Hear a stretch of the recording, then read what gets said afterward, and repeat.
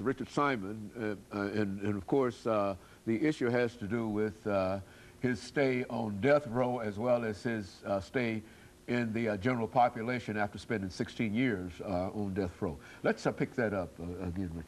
Well, Dr. Haney, like I said, getting off death row and coming to general population was a big transition, just like getting out of prison, coming back into society was a big transition. But out here, I could ask for help. In there, the condition and mindset you put on the front. So I was still going through putting on the hits, saying like I was all right, it wasn't hurting. So I had a hard transitional period, but it was made easier by some of the friends and some of my spiritual brothers.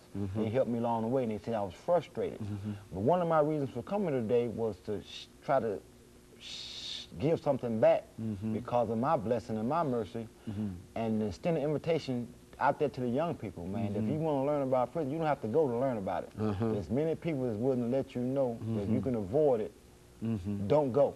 So I throw this out there. Any young person that's curious about prison, just call me, man. Don't catch no case calls, because you don't want to do it like that. But prison, just like, man, we talk about the young people. You see the young guys coming there, and man, when I got locked up, it was a lot of quote unquote, no disrespect to the audience, is a lot of homosexual behavior. We call them booty bandits. And then nowadays, a lot of them young guys running out their pants, hanging out their behind. A lot of us old heads couldn't understand how the young people could be advertising themselves like that in that type of environment. And so that's what we're saying, that the younger generation, which is partly our fault because we weren't there to guide them and direct them, give them a proper motivation and that kind of stuff, they were led astray by the masses or by the streets of their desires. I don't know who all to blame, but I think we all share the blame. And the prison has changed. You know, when the young people came in, there wasn't no self-respect. It wasn't no respect for your cellmate. It was a lot of drama. You know, it was a lot of stuff that, like they say, oil and water don't mix. Sometimes old and young don't mix because, you know, they don't want to, when you take a guy, quote unquote, was making $10,000 a week doing this thing, how you gonna listen to a guy that's you know, been in prison 20 years, and man, you ain't got nothing. I got 5 houses out there. So a lot of people got caught up into the material thing, and prison strips you of that. And once you realize that you don't have anything but what the state issues you or allow you to have, it really put me back in perspective. No matter what, I had my goals and my dreams, but if they didn't open the door, I couldn't get out. I was like powerless in prison. All the stuff I wanted to do, it was just thoughts. I was like powerless. That's not a good feeling for a man. You know what I mean? It wasn't a good feeling for me. So I was trying to get my empowerment back, which was quote unquote trying to get out of prison. And how do you get out of prison? Put yourself in a position that you're worthy of a second chance. Because I was guilty of the crime I committed, so I couldn't, found a loophole. I had to throw myself on the mercy of the parole board. And when you do that, you gotta have a good record. You know what I mean? You can't be acting a fool then say, okay, let me back out in society. I'm gonna be all right. You gotta show good character. And I wasn't just trying to show good character to get out. I wanted to stay out. So I was trying to adopt some behavior to where if I did get out, I wouldn't be back in this situation again. So I was constantly trying to be better, And then I was working. As you know, I hurt my eyesight while I was working, and believe it or not, that didn't deter me. I still wanted to be a nice person, quote unquote, when I got out and be worthy of a second chance. And my religious environment, my spirituality, basically is the main reason to why I got some understanding about what my purpose in life was. My purpose in life is not to chase all the women, not make all the money, not have all the cars. It's to aid the person next to me, to help my neighbor. Be a good part of the community. If someone's in trouble, move that lamb out their way. You say, oh man, you gotta help. Yes, you do gotta help somebody, because my mother might need some help. My child might need some help. So you gotta reap what we sow. We gotta send it out. So for me, spirituality, Islam, as my wife was telling me the other night, saved my life. It changed my mindset. Now it's not gonna save me. I'm not gonna live forever. But I'm gonna live a life to where, to the point to where I'm not gonna be bitter. I'm not gonna be hate. So it saved my spiritual life. It made me back a happy person. Because how can you be so happy you lost your eyesight? Because man, life is good. I can be alive and blind, or I can be dead with my eyesight. Which do I want? You know, I had 2 choices made. I want to go back to death row. People said, man, if you wouldn't get off death row, you had your eyesight. But come on, man, I'd have been dead. You know what I mean? So if I got a choice. So if I had to accept being in population, vision impaired, I was thankful for that. I was learning to show gratitude to the Creator. I was learning to be respectful to the guards. They had a job there. They wasn't there just to punish me and that's me. They there feeding their family. So if I'm having a bad day about being in prison, I ain't got to put it on the guard. You know, how you doing, sir? You know what I mean? I ain't saying try to be his buddy, but then again, don't make his job hard. Don't make, you know, you learn to fit in, get in where you fit in, and slowly but surely, we often hear that a journey of 1,000 miles go step by step. Very good. And slowly but surely, I was able to evolve into a decent human being. Now, a lot of people in prison seen that, but still a lot of old friends and family thought I still was the same, and the test really came once I got out of prison.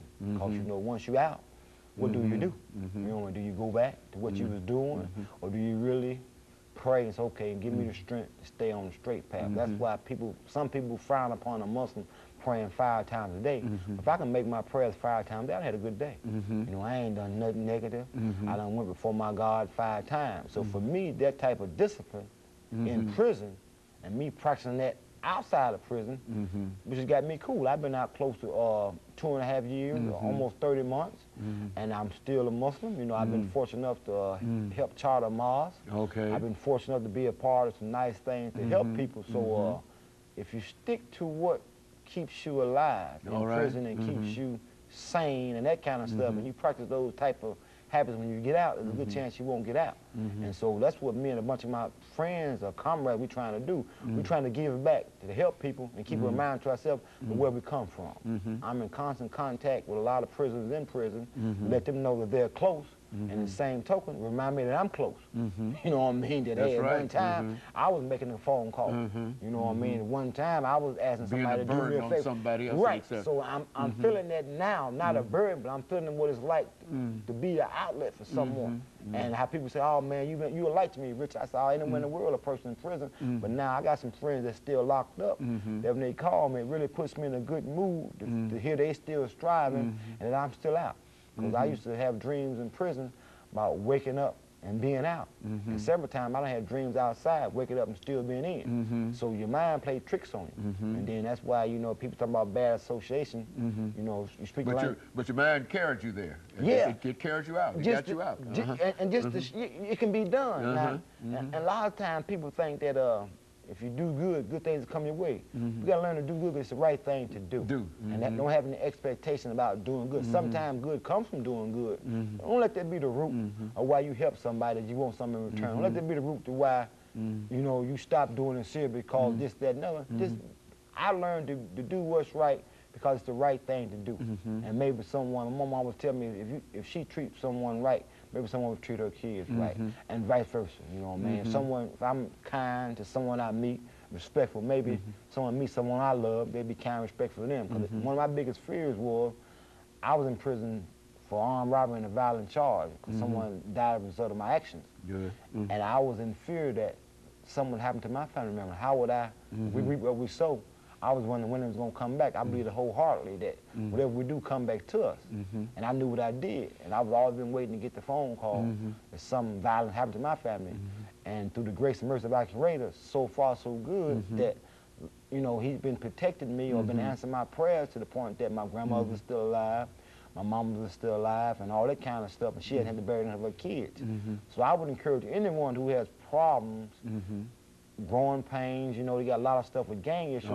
Just be strong enough to pull yourself away.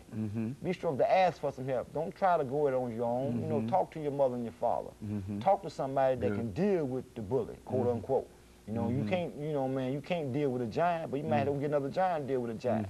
You know, and maybe two giants can compromise and say, okay, let me have this one and this, that, and other. So if you're out there having some problems, you don't want to go to prison, but you're heading that way, don't be afraid. And you all ought to be able to tell when you're heading that way, don't you That's think? right, that's right, that's right. If you are doing illegal things, or if you're surviving off illegal things, if your whole life is based on negativity, understand that negativity is going to destroy you and all that's around you in the long run. You know, you can get what you want, you know what I mean? You can get it today, but tomorrow it's going to come back to you. You know, because a lot of people do things and don't even get to enjoy the fruits of their labor. Someone else enjoys it. Okay. And realize, you know what I mean? Whatever you do, make it so you can benefit from it. You can be proud of what you do. It's like coming talking to you. it's a good thing for me to get out and talk to someone about something I'm trying to do Richard, better. we're going to have to end this over the last 15 seconds, but you will say God is good. God is And great. I would say the same thing. God is great. And I appreciate you coming by and giving us that appreciate you. information. Thank and you, let me Doctor. encourage our audience to tune in again next week for another informative edition of Comments. Thank you, Richard. Thank you, Thank Doctor. you. Appreciate you. All right.